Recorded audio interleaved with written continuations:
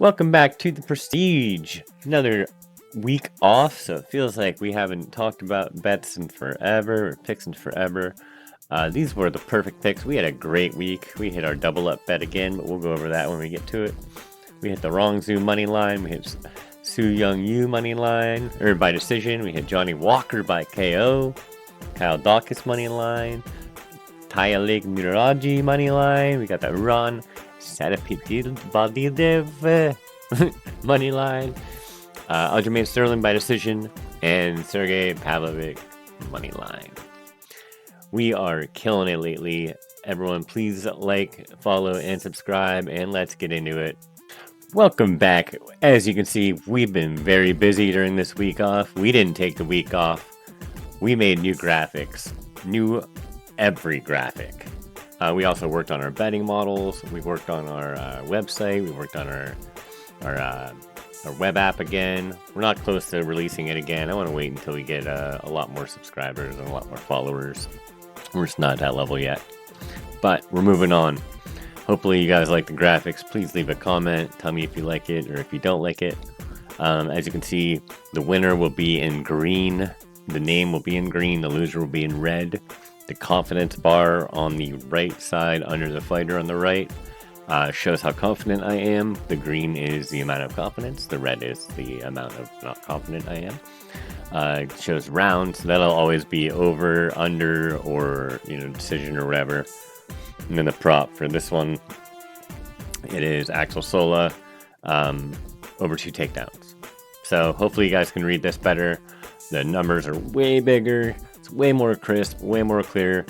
Let me know what you think. I like it. I spent a lot of time on it. But let's get into the fight. So Axel Sola is 10-0 going against Rice McKee, who is 14-6. The strengths for Sola, he is undefeated. So he's got that going. He's got a good momentum. He is fighting at home for his debut. He's a French fighter fighting in France. So that's big. He'll have a lot of crowd support and adrenaline on his side. Hopefully it's not a dump though, so we'll have to be careful about that. He is very fresh and he is well conditioned. He's been through some battles, but I think it's been some time, and since he's fought, he last fought in June, so it's been a few months. And that was just a decision. He didn't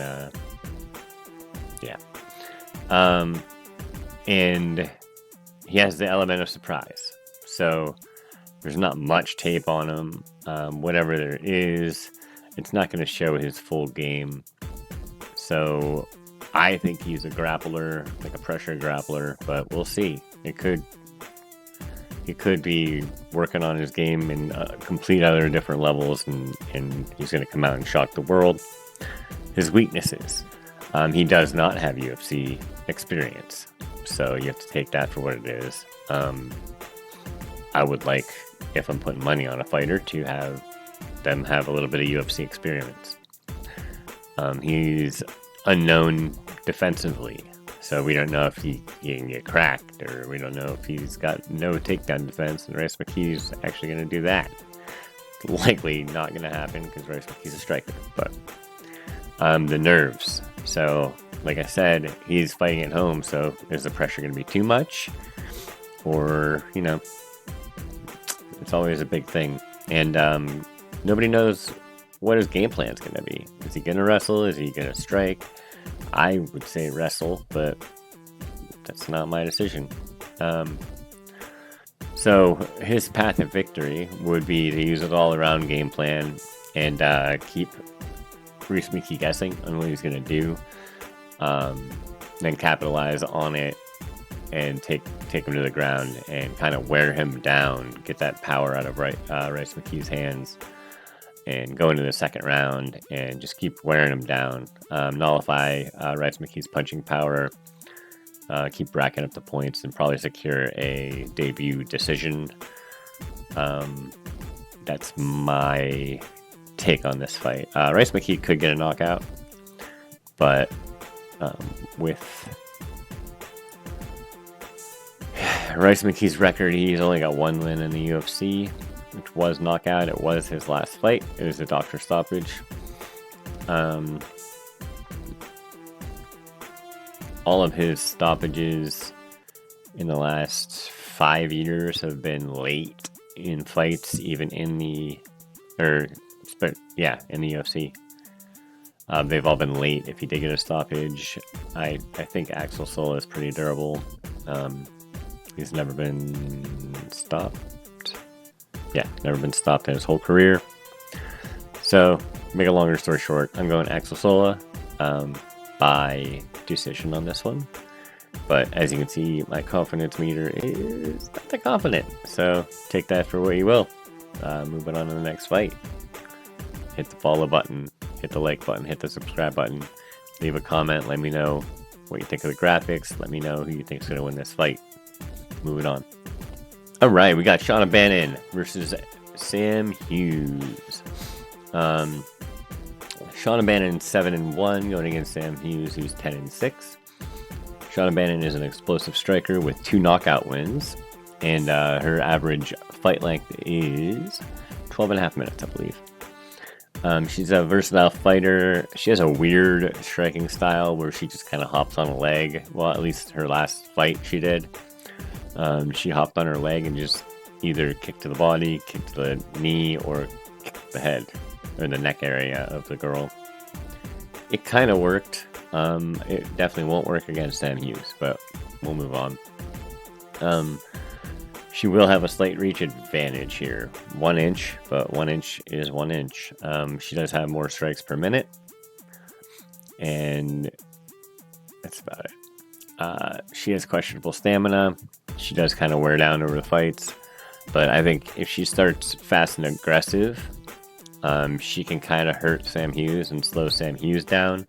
She won't stop Sam Hughes from pressuring her or anything, but I think she can kind of back her off enough to where she'll keep this as like a striking fight, which I believe Sean O'Bannon can win.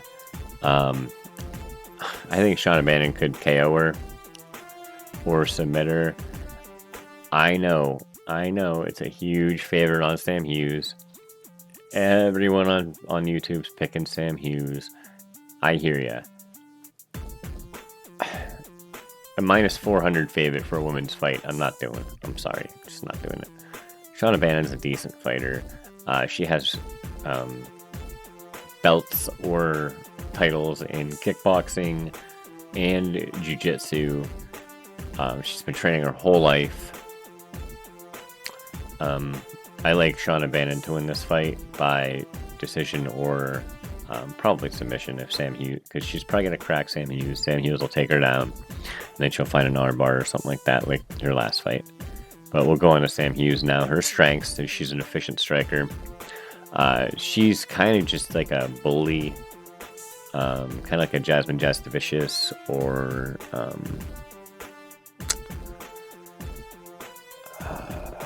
just kind of what we saw of Baby Shark. She kind of just bullies people in the cage, kind of beats them up there. She's got pretty good striking defense, but she can be cracked. She's got good like hand defense, and she's got a solid wrestling base. Like I said, I think she's going to take down Sean O'Bannon. And she does have pretty good cardio, but if she gets cracked, she does lose her wind, which everyone does. She does have a low finishing rate and can definitely be outworked in high volume matchups. And she does lack any kind of explosive movement at all. I feel like she's like a younger Lauren Murphy is like the perfect way to describe her.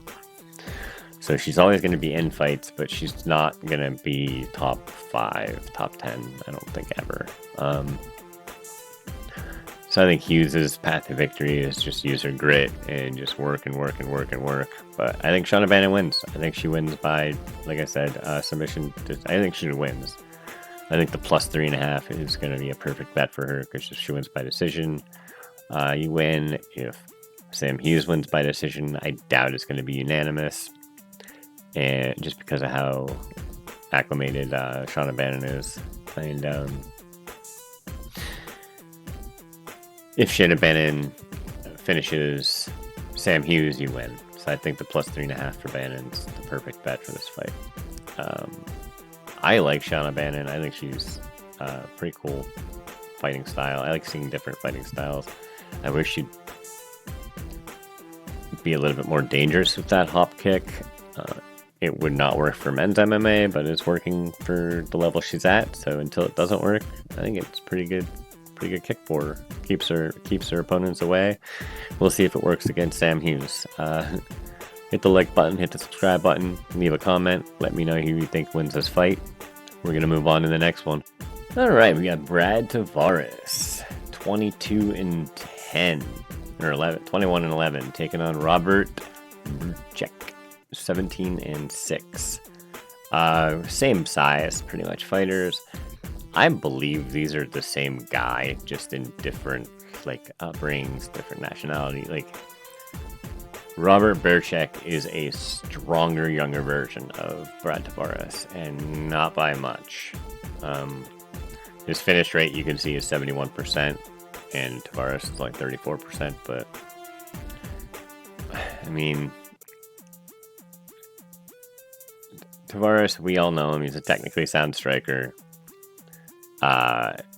He'll wrestle if he needs to. He's pretty much good everywhere. He's got great cardio. I feel like he looked a little bit on Brad Tavares-like in his last fight. He looked a little bit puffy, a little bit fluffy, a little less in shape than I'm used to seeing him. So I'm curious to see him at the weigh-in and see how he looks. If he's cut again, if he's kind of shredded again, I'll be all about backing him a little bit stronger. But as you can see, my confidence isn't that high. I think Brček has good strike defense, and he's got good power. But Brad Tavares, he's been good at avoiding power his whole career, so I don't see why this guy would knock him out. He's been knocked out a couple times, but if you're knocked out in 30 fights at all, you're a champion. And, well, Brad Tavares isn't a champion, so he's been knocked out a few times. He's got great takedown defense. I think Tavares keeps it safe, keeps it striking. I think Tavares wins a pretty good decision. But Robert could steal around just because he's got good striking, he's got good power, and he does have good striking defense. So it's going to be a pretty good fight. I think if you bet on this fight, you're going to be kind of cringing. You're going to, not cringing, but your butthole is going to be clenching a little bit. I think the over is a safe bet. I think the plus 3.5 on Brček is a pretty good bet. Tavares could get a unanimous here, so it's not as safe as the last bet, I don't think. But yeah, that's my take. I think Tavares is coming off a loss. I'll look at that real quick. No, he came off a win against Gerald Mearshart, which I don't know if he's in the UFC anymore. But other than that, his last win's Chris Weidman, and before that it's 2021. And then he lost to Dricus du Plessis, Bruno Silva, Gregory Rodriguez, and Jung Park, which are all good losses. Brad Tavares is a solid fighter. UFC is going to have to kick him out, I think, before he stops fighting, because he stayed so safe. And yeah, looking at pictures, he does look a little bit pudgy from his last fight. So I'll be curious to see the weigh-in, but as of right now, Brad Tavares by decision. If he looks like he did in the last fight, I might take Robert Brček by knockout. But I think either way, it ends one of those two ways. I don't think Brček wins the decision, and I don't think Brad Tavares knocks him out, or I don't think any submissions happen. So we're going to just leave it at that and move on to the next fight. This is an interesting fight. I love this fight, actually. It's Sam Patterson. He's 13-2-1 going against Trey Waters, who's 9-1. Sam Patterson has elite grappling and submissions. He's got 100% takedown accuracy. He's got good strikes. He's learning his strike. His striking's improving. Like, his striking defense could definitely be better. But he's a very good finisher. He's got 92% finish rate in the UFC. He does have really shitty takedown defense, but Trey Waters isn't going to try and take him down that much. If he does try and take him down, it's because he's cracked. But even then, it's not happening. They're both big. Trey Waters is 2 inches taller, but their reach actually goes to Sam Patterson. The reason I'm taking Sam Patterson in this fight is I've watched a lot of tape in these last 2 weeks, and Trey Waters, well, both of them, kind of fight in reckless abandon, but Trey Waters doesn't fight with a lot of power. Like, he has power just because he's so long, and if he hits you in the end of his punches, and he's gonna hit you hard, but he's more of like a technical knockout guy.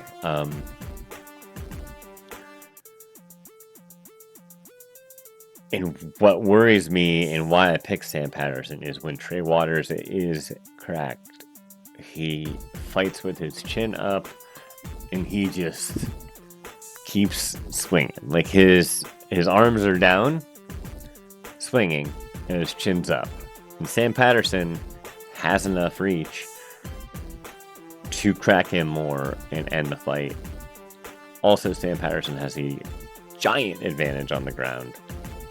So I don't know why everyone's so high on Trey Waters, and fading Sam Patterson, but Sam Patterson also has the judges on his side. Not that he's French, but he's over there. You know what I mean? He's not American. So I'm fairly confident that Sam Patterson gets this done, and I'm fairly confident it's under 1.5. So Sam rounds 1 and 2 is my prop. I think Trey Waters is a good fight. I think this is a terrible matchup for him. Everyone else is saying it's a terrible matchup for Sam, so maybe I'm completely wrong. Maybe I'm misreading this fight completely. But I'm very confident, and I do have some picks on him. So take it for what it's worth. A lot of people are on Trey Waters. You could just do fight doesn't go to decision, because they both have good finish rates. And that's usually what I go off of. A 92% finish rate and a 76% finish rate. That's, chances are they ain't going nowhere. So yeah, I'm going Sam Patterson by finish. I'm going the first round just because I think they're both not going to back up, and they both, when they're hurt, just keep going. So here we go. We're moving on to the next one.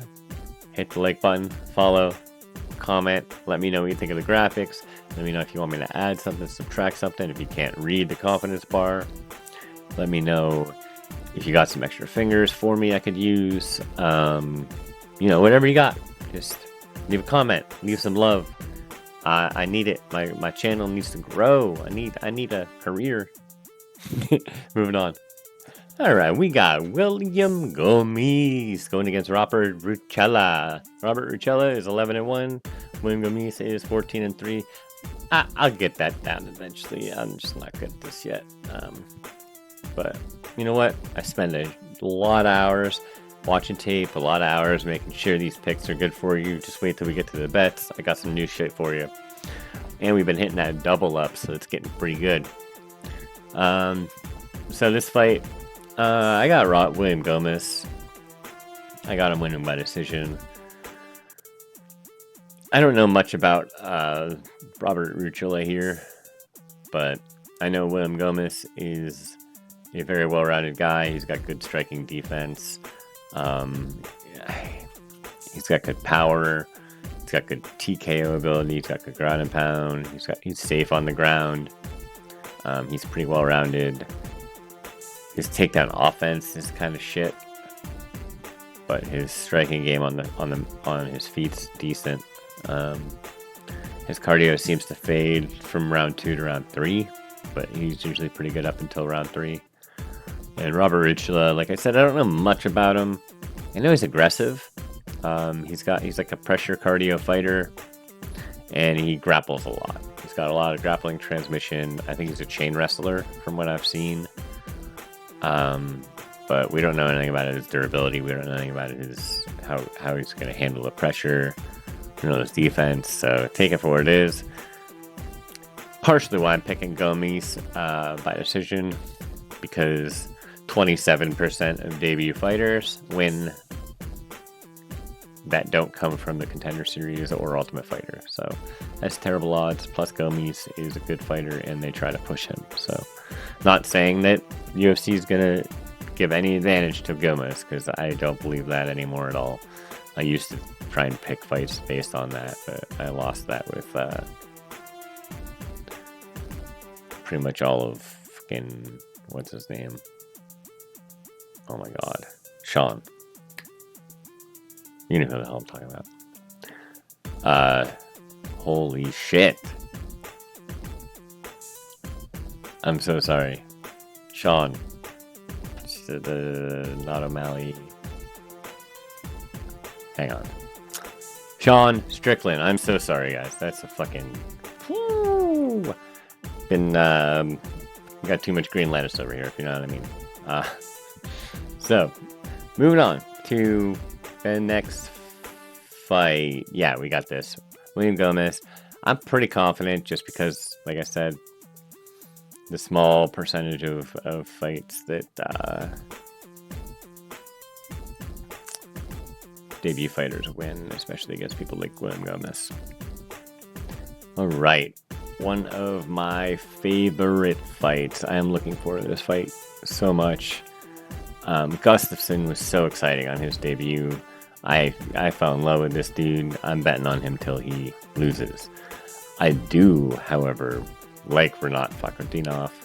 He was kind of my Andreas Gustafsson until Fakhretdinov kind of let up a little bit, and Gustafsson showed who Gustafsson was. I think Fakhretdinov could have lost to Lille. I think he did lose to Dalby. I'm a big Dalby fan. I think Dalby kind of got shafted on that. Got a draw to Eliza Dushescu. He's a great fighter, great pressure fighter, pressure grappler. He's got decent striking, but my man Bane, Andreas Gustafsson, he's so fun. He was all over the dude. Pressure fighter. He's freaking jacked. He's shredded. He's ready to come kill the people. And he's coming forward, and Renat's coming forward. And even though I am picking decision for this fight and the over, it is only because both of these guys are durable, and they're both wrestlers. These guys are both phenomenal fighters. Whoever wins, they're winning. Like, both have phenomenal takedown defense. I don't know if their takedown accuracy is. Hang on. Renat Fakhretdinov Gustafsson. Takedown accuracy. Renat's 34% and Gustafsson 54%. So there you go. And the UFC strikes per minute and takedowns per match. That's why I have to go with Andreas Gustafsson. Plus, I just love that man. Renat, I like him too, but I need some more variety in my lineup. Khamzat Chimaev just fucking stole the soul out of me. So I'm going Andreas. I'm going hard on him. I think I have a parlay with him and Sam Patterson. That is a good one. It's plus 300 or something like that. But I like that parlay. But I like the over. I like the decision. But like I said, only because they're durable. These guys are great fighters. We're going to go with Marcin Tybura against Ante Delija? I don't know. And you guys, hopefully you guys know by now, in my head, I know exactly how to pronounce every name. When I turn the camera on, I don't know how to pronounce shit. I don't know what it is. But I'm sorry. I hope I never offend anyone who I read their name. But if you have a weird name, you're probably used to it by now. I know, because my last name's a little weird. But, Marcin Tybura versus Ante Delija.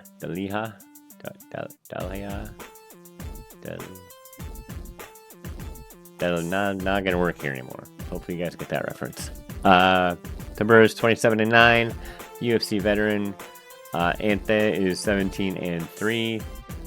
He looks to be a good fighter. Coming into the UFC older, he's 35. Tabura's 39 though, so not he's not the older guy. But I am a big Tabura guy. I've been backing him for quite a few fights now. Let me see his Tapology real quick.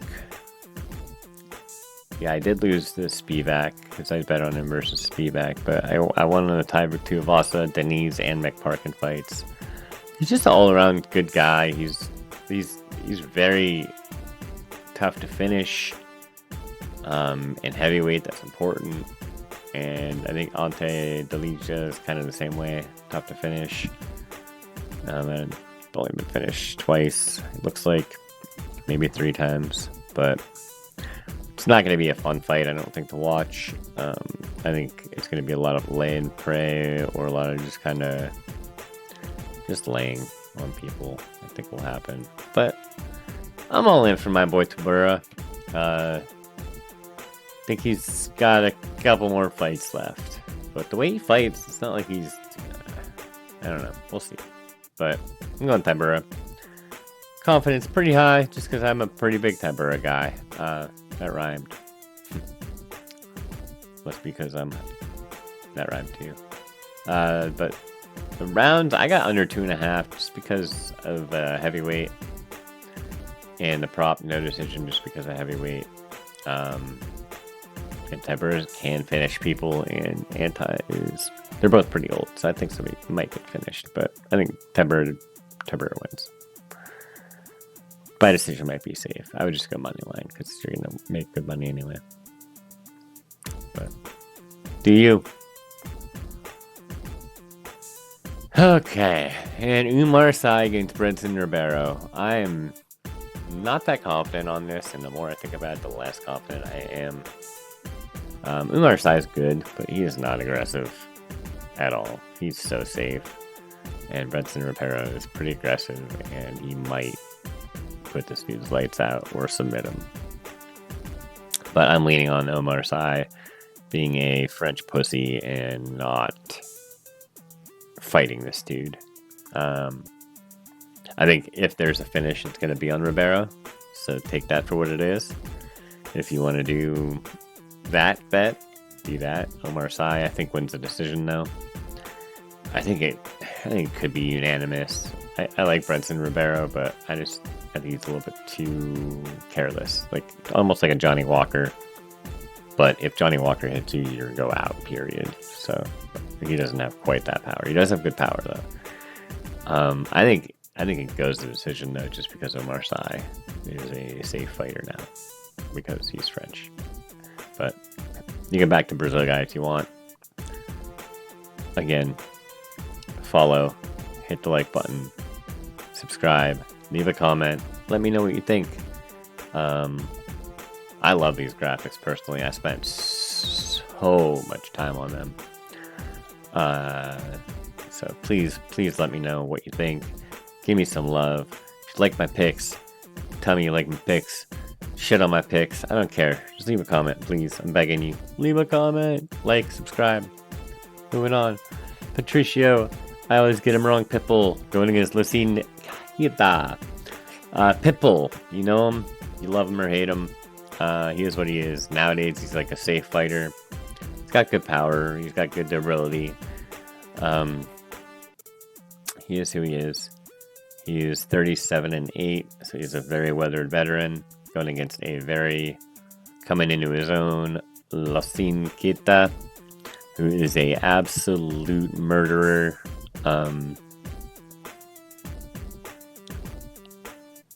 If I'm being honest, I think Pitbull wins this by decision. I think he weathers the Kita storm and either finishes Kita late or beats him by decision. But that's a pussy bet. I'm going for the finish. Losing Kita by KO. I'm going to say second round. I think Patricio kind of stalls him enough in the first round but he's a little bit kind of battered and tired, and then Keita just finishes him with his speed. It's going to be on the feet if he finishes him, because Patricio's takedown defense is too good, and I think Keita's a fool if he takes him down. So, halfway confident. I think it's Patricio by, if there's a finish, it's Keita, or Patricio late round. But I think Pipple by decision, or Keita by KO, and I'm going Keita by KO, official decision. This fight got canceled. Well, not canceled, but Paris got replaced by Paris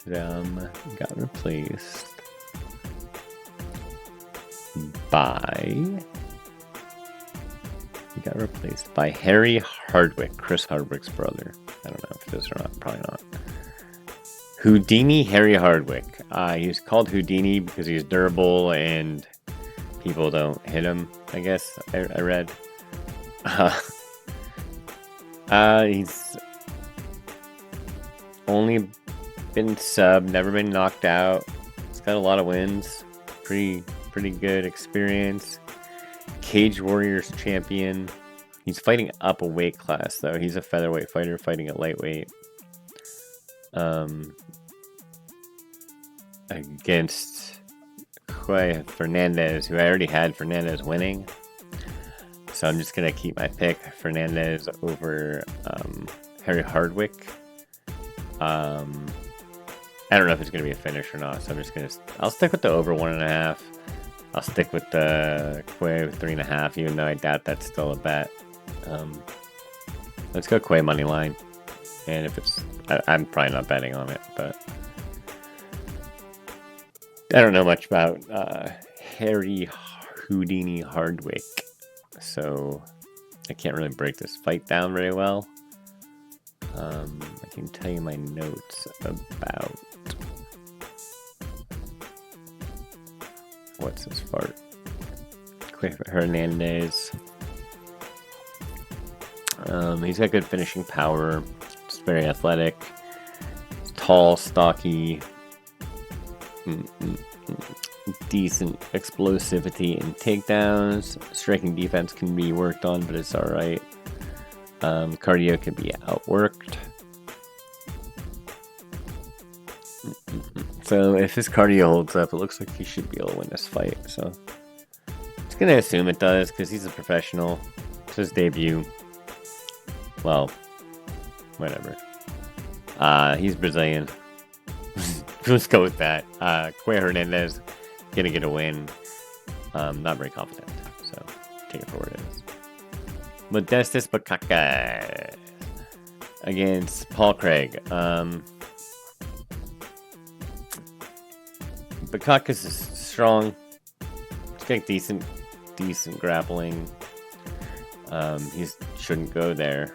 Paul Craig has pretty terrible striking, but he's got a good enough chin that he only gets knocked down usually and not out, and then people usually follow him down, and then he breaks their arm like Jamal Hill, or he'll just jump on them and submit them out of randomness, which I think is going to happen here. Either that or Bukakas is going to knock him out. One of those two things is going to happen, and I'm voting for Craig just because why not? He's a Scottish fighter, and that's fun. So I don't think Bukakas is going to go. He's not going to be like a champion or anything, so I'm okay with him losing to Paul Craig. Alright, new graphics. Balaji Oki against Mason Jones. You see that beautiful lock in the middle of the screen. You see that beautiful lock at the confidence area on the bar. I'm going to break this fight down. You got Balaji Oki, 29 years old, 10-2, going against Mason Jones, 30 years old, 16-2. Both about the same size, both about the same reach. Strikes per minute, they both are very active, so take that for what it is. If the 1.5 strikes per minute over is not going to kill him. Takedowns per 15. They both are pretty active. They're both very well-rounded fighters. Both are good fighters. takedown defense. Both of them have great takedown defense. Both of them have about the same finish rate. These are pretty equal fighters overall.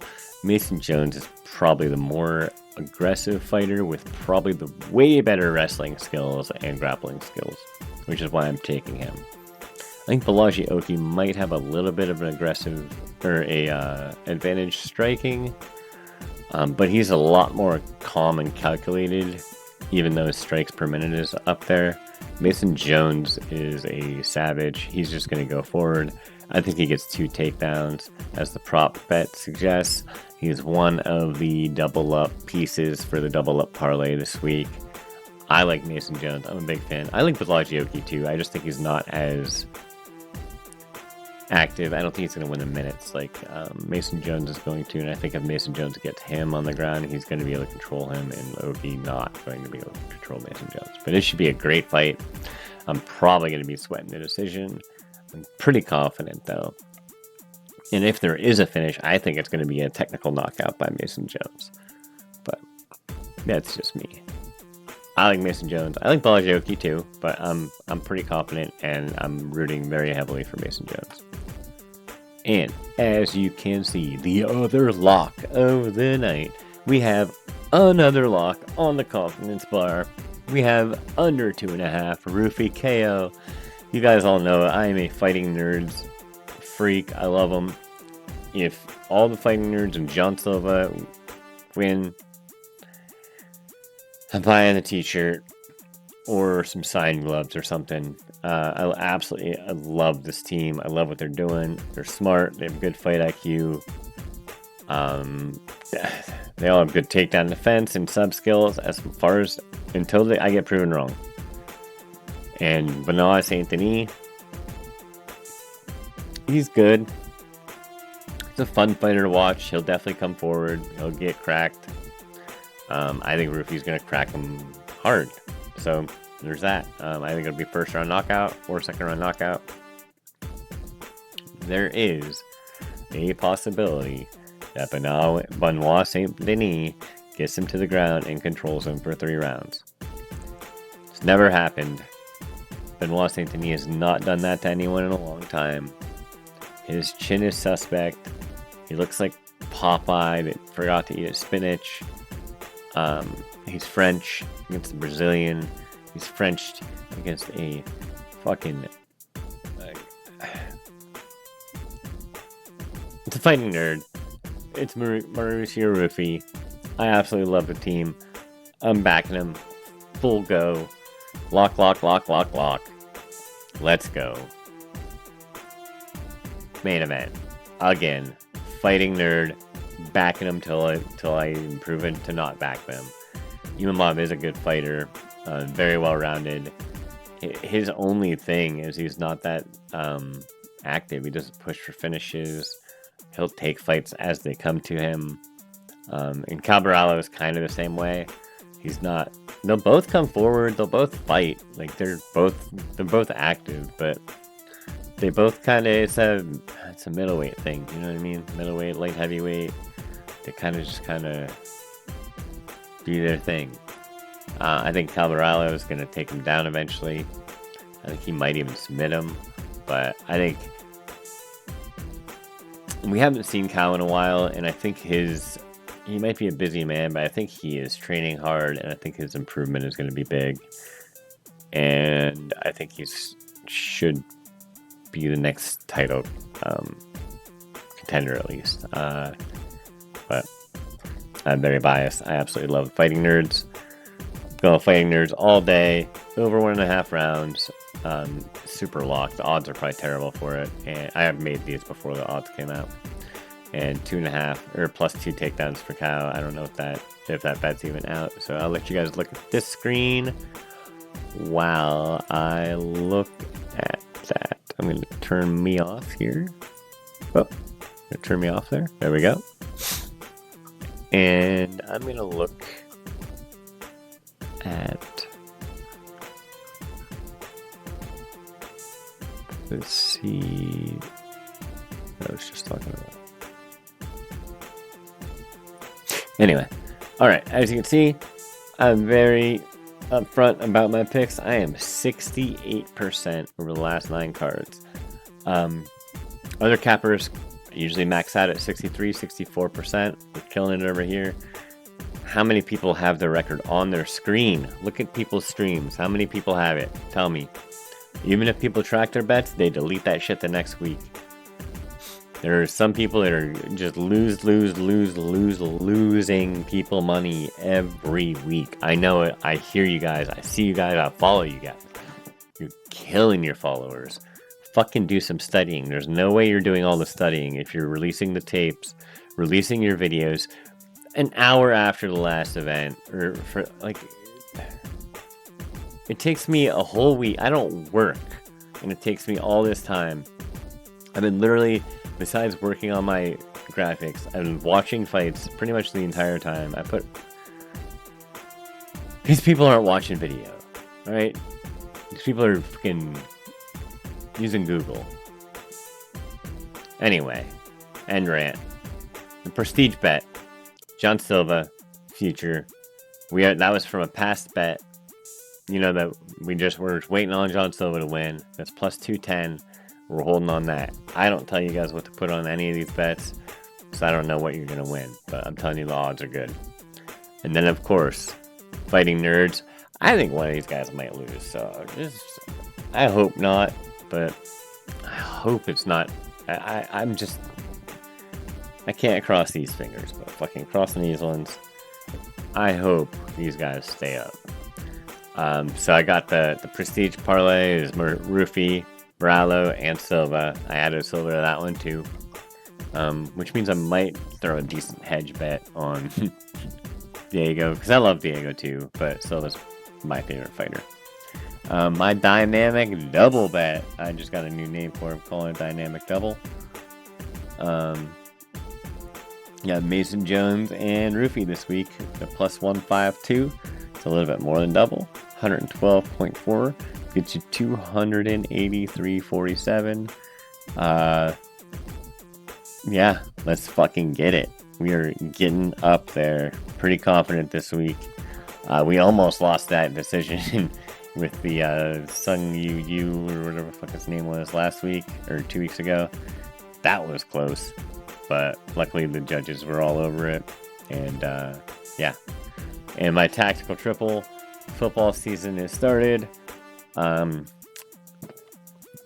As much as this absolutely killed me to place, I am a diehard Bengals fan, and I bet the Steelers here because I can't bet the Bengals because we're 1-12 in the last fucking 6 years under Zach Taylor and Joe Burrow, and that 1-12. I think we're gonna win. I think we're gonna smoke Cleveland. But my tactical triple, this will be a mixture of actually all these might be a mixture of football and fighting. So if you want me to keep them fighting and just I can throw the tactical triple, I'll throw some football in there. I can do that. You guys let me know. I could just have another page at the end of this for different football bets I like. I am a giant NFL fan and a giant UFC fan, so I like them both equally. Just football is only on so much, so I get more excited over that. So thank you for following me. Thank you for liking. Thank you for subscribing. Thank you for commenting. Let's win this money. I put in a lot of work, guys. I really need this to work out. So please like, follow, subscribe, comment. Tell your friends about it. Tell your mothers. Tell your sisters. Tell your brothers. Tell your sons. Tell your nephews. Share it everywhere you want. Let's make this money. Let's double our money. Let's triple our money. Let's go!